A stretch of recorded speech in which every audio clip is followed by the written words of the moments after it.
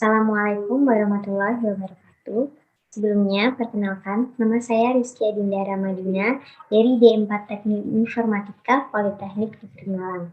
Pada kesempatan kali ini, saya akan mendemokan hasil skripsi saya yang berjudul Implementasi Sistem Pakar menggunakan metode adaptif boosting untuk mendiagnosis COVID-19, flu, pilek, dan alergi. Pada skripsi ini, saya dibimbing oleh Ibu Eka Larasati Amalia SST MT dan Bapak Usman Nur Hasan Eskom MT. Selanjutnya, saya akan mendemokan hasil skripsi saya, yaitu sistem pakar berbasis website. Sistem pakar ini dapat diakses melalui cekkesehatan.my.id. Untuk halaman awal pada saat membuka website, maka akan menampilkan halaman seperti berikut ini. Halaman ini merupakan halaman homepage untuk pasien. Nah, untuk melakukan diagnosis, pasien dapat memilih diagnosis ataupun memilih cek pada tombol hijau.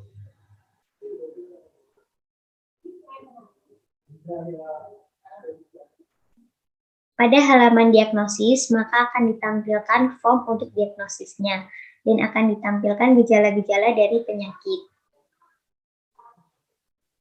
Misalkan untuk mengisikan, maka harus mengisikan umur,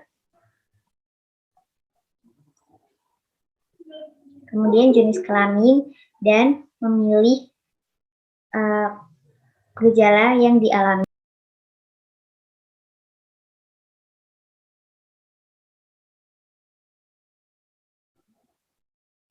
Setelah selesai mengisikan, maka memilih tombol cek.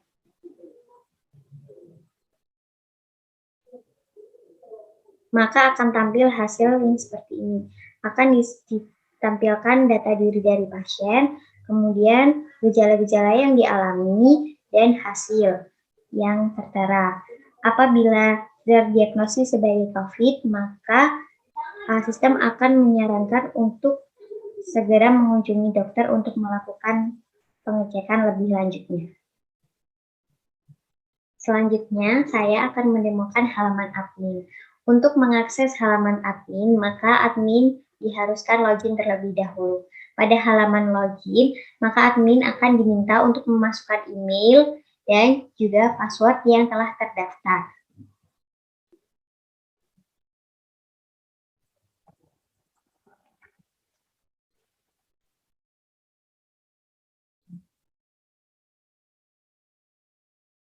Setelah berhasil login, maka admin akan memasuki dashboard admin.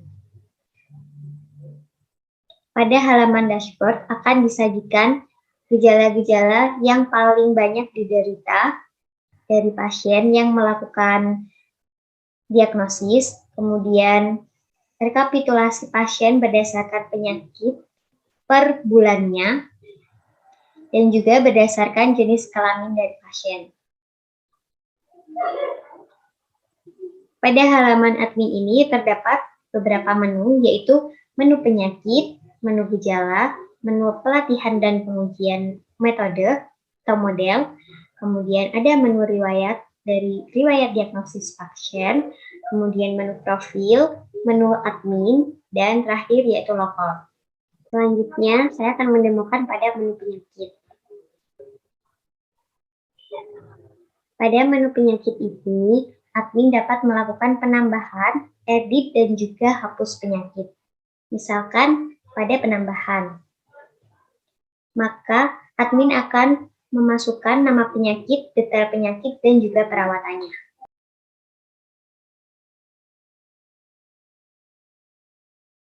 Setelah data tertambah, maka akan menampilkan baris baru. Kemudian pada detail, yaitu akan dimunculkan detail dari penyakitnya. Nama penyakit, detail penyakit, dan juga perawatan dari penyakitnya. Sedangkan pada edit penyakit, maka admin dapat melakukan perubahan data penyakit. Misalkan menambahkan perawatannya.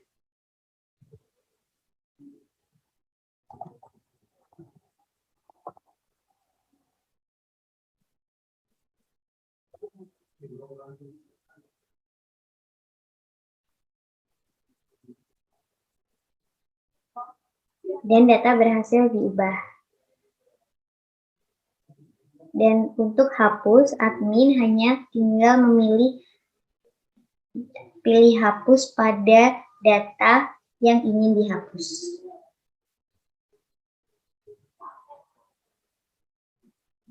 Dan akan menampilkan notif data berhasil dihapus. Admin juga dapat menambahkan penyakit melalui generate dari data latih dan memilih data latih yang telah disimpan sebelumnya. Selanjutnya, pada menu gejala. Pada menu gejala ini, admin dapat menambahkan, mengedit, dan menghapus gejala dari penyakit yang telah disimpan sebelumnya. Untuk menambahkan penyakit, maka pilih ikon tambah ini. Kemudian, admin memasukkan nama gejala dan juga detail gejala. Apabila gejala tersebut tidak memiliki detail atau gejala tersebut sudah pada bahasa yang dapat dimengerti, maka detail tidak perlu diisi.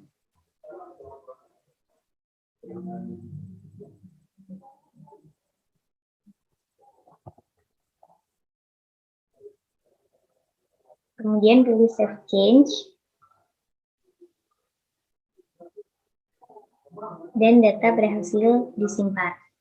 Untuk mengedit, maka pilih Edit pada gejala yang ingin diedit. Kemudian mengedit data dari gejala. Dan data bisa teredit. Sedangkan untuk menghapus, maka admin dapat memilih hapus pada gejala yang ingin dihapus. Dan gejala terhapus. Selanjutnya, pada menu latih dan uji. Pada menu latih dan uji ini, admin dapat melakukan pelatihan dan pengujian pada metode adaptive boosting sehingga menghasilkan model yang terbaik. Untuk melakukan pelatihan dan pengujian, maka admin diharuskan mengunggah data latih dan juga data ujinya. Untuk mengunggah data latih, maka pilih unggah pada bagian data latih. Kemudian pilih file. File ini harus berukuran kurang dari 5 MB dan bertipe data CSV.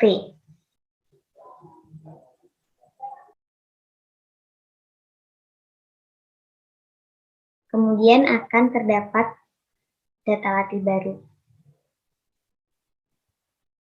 Selanjutnya, mengunggah data uji. Memilih unggah pada kolom data uji dan memilih data. Sama seperti data latih, data uji ini hanya untuk bertipe data CSV dan berukuran file kurang dari 5 MB. Data telah tersimpan. Selain mengunggah data, admin juga dapat mengunduh data dan juga menghapus data. File yang diunggah memiliki bentuk file yaitu pada kolom pertama, yaitu header yang berisikan ID, kemudian gejala-gejala, dan penyakit. Dan baris berikutnya adalah data-data dari dataset yang dimiliki. Seperti ini. Untuk bentuk file data latih dan data uji ini sama. Untuk melakukan pelatihan dan pengujian, maka admin dapat memilih latih dan uji. Kemudian akan tampil form seperti ini. Maka admin diminta memasukkan iterasi atau pengulangan yang akan dilakukan. Setelah pelatihan berhasil, maka akan menampilkan hasil akurasi seperti berikut ini. Nah, pada pelatihan ini juga akan dimunculkan detail dari modelnya, yaitu dengan memilih detail. Kemudian akan memunculkan halaman detail. Halaman detail ini memunculkan grafik antara error rate atau tingkat error dengan alfa pada setiap perulangannya. Semakin error rate-nya kecil, maka semakin besar nilai alfa yang dihasilkan. Selanjutnya pada menu riwayat. Pada menu riwayat ini akan ditampilkan data-data dari pasien yang telah melakukan diagnosis pada website ini. Admin dapat melakukan pencarian berdasarkan tanggal dan juga nama penyakit. Misalkan pada penyakit flu, maka akan ditampilkan penyakit flu saja. Sedangkan jika pada tanggal, maka admin memilih tanggal terlebih dahulu. Misalkan pada bulan Juni tanggal 1.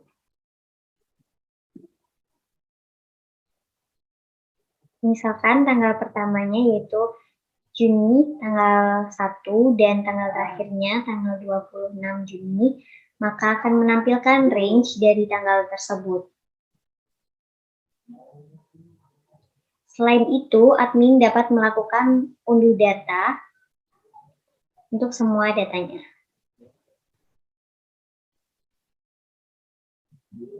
Berdasarkan tanggal yang diinginkan.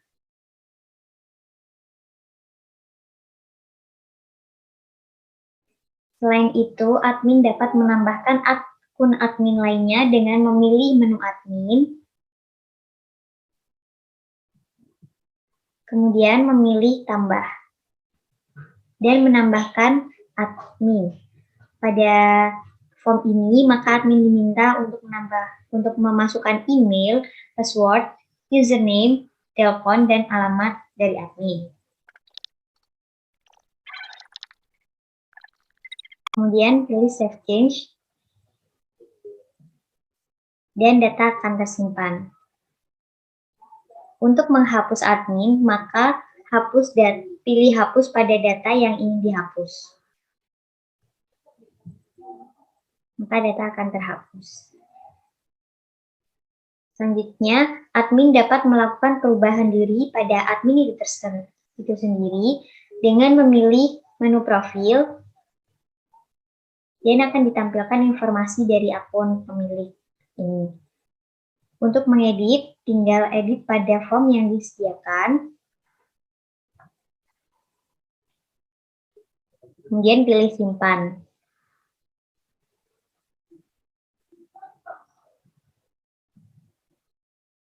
Sedangkan untuk merubah password, maka dapat dilakukan dengan memilih ikon pengaturan atau setting ini. Kemudian akan ditampilkan form pengedit password ini. Selanjutnya save change dan password akan berubah.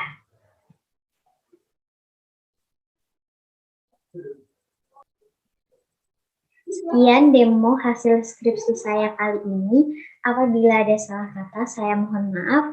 Wassalamualaikum warahmatullahi wabarakatuh.